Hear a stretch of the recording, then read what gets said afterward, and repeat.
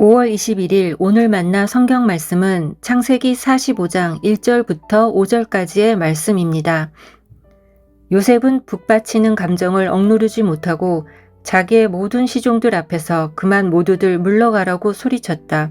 주위 사람들을 물러나게 하고 요셉은 드디어 자기가 누구인지를 형제들에게 밝히고 나서 한참 동안 울었다. 그 울음소리가 어찌나 크던지 밖으로 물러난 이집트 사람들에게도 들리고 바로의 궁에도 들렸다. 내가 요셉입니다. 아버지께서 아직 살아계시다고요? 요셉이 형제들에게 이렇게 말하였으나 놀란 형제들은 어리둥절하여 요셉 앞에서 입이 얼어붙고 말았다. 이리 가까이 오십시오 하고 요셉이 형제들에게 말하니 그제야 그들이 요셉 앞으로 다가왔다. 내가 형님들이 이집트로 팔아넘긴 그 아우입니다. 그러나 이제는 걱정하지 마십시오. 자책하지도 마십시오.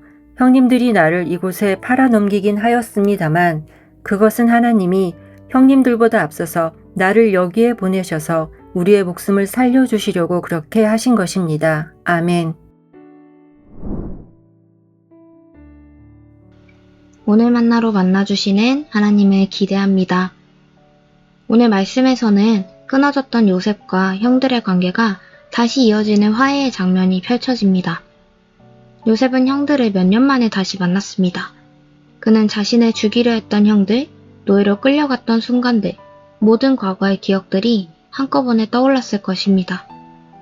그런 과거의 기억들을 다시금 기억하다 어쩌면 분노와 아픔이 다시 물밀듯 밀려왔을지도 모릅니다. 요셉이 형들에 의해 깊은 우덩이에 던져지고 이집트 노예로 끌려갔을 때의 내용이 기록되어 있는 창세기 37장에서는 그 당시 요셉의 모습이나 심정이 기록되어 있지는 않습니다.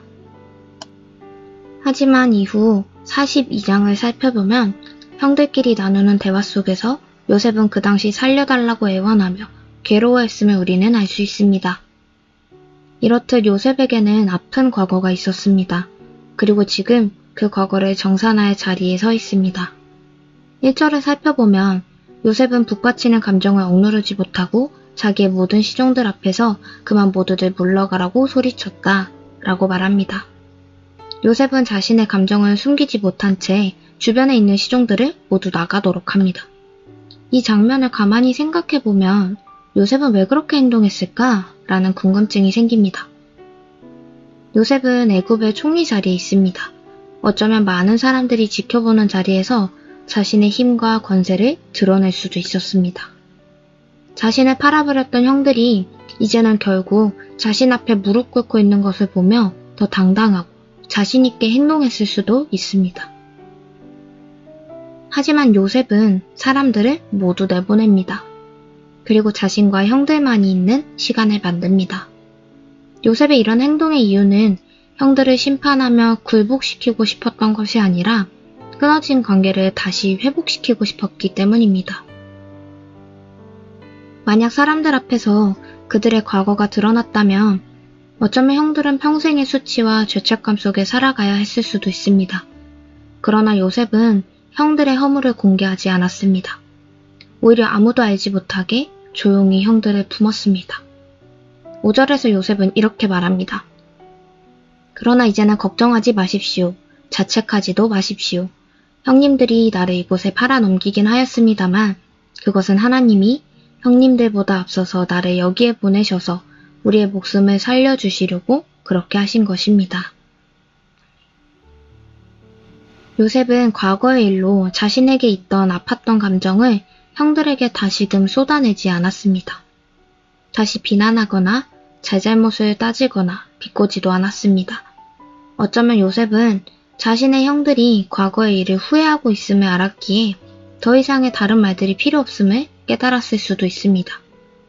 요셉은 결국 자신의 형들을 용서하며 자신을 상처낸 사람보다 그 모든 시간을 붙들고 계셨던 하나님을 바라보게 된 것입니다. 우리는 이 모습을 통해 하나님의 마음을 보게 됩니다. 하나님께서는 우리의 모든 죄를 드러내지 않으십니다. 우리를 회개의 자리로 부르셔서 우리가 회개하게 이끄시고 회개하는 자를 덮어주시며 회복시켜주시는 분입니다. 하지만 우리의 마음은 쉽게 누군가의 잘못을 기억하고 붙들 때가 있습니다. 때로는 상처받은 마음 때문에 상대의 허물을 다시 떠올리며 옳고 그름을 따지게 되기도 합니다. 그러나 하나님께서는 우리의 허물을 먼저 덮어주시고 품어주셨듯 우리 또한 다른 사람을 품어주며 회복의 마음으로 바라보길 원하십니다. 오늘 말씀을 기억하며 요셉이 과거의 아픔보다 형들의 허물을 덮어주고 품으며 회복의 자리로 나아갔던 것처럼 우리에게도 회복의 자리를 만들어갈 수 있는 마음이 있길 원합니다. 하나님께서 먼저 우리를 품어주시고 우리의 허물을 덮어주셨듯 우리도 누군가의 허물을 덮어주고 품어줄 수 있는 그리스도인으로 살아가는 저와 우리 성도님들이 되시길 소망합니다. 기도하겠습니다. 사랑의 하나님 아버지, 우리의 허물과 연약함을 덮어주시고 품어주시는 은혜에 감사드립니다. 우리가 살아가면서 마주하게 되는 상처와 아픔들, 힘든 기억들이 있습니다. 그때마다 요셉처럼 상처보단 하나님의 뜻을 바라보게 하시고 미움보다 회복을 선택하는 마음을 더하여 주옵소서. 오늘도 우리를 먼저 품어주신 주님의 사랑을 기억하며 누군가의 허물을 품어줄 수 있는 삶을 살아가게 하옵소서. 예수 그리스도 이름으로 기도드립니다. 아멘. 두 가지 기도 제목으로 함께 기도하겠습니다. 첫 번째는 우리의 상처와 아픔을 회복시키며 일하실 하나님의 뜻을 바라보게 하시고 누군가의 허물을 덮어줄 수 있는 하나님의 마음을 우리에게 날마다 더하여 주옵소서 기도하겠습니다.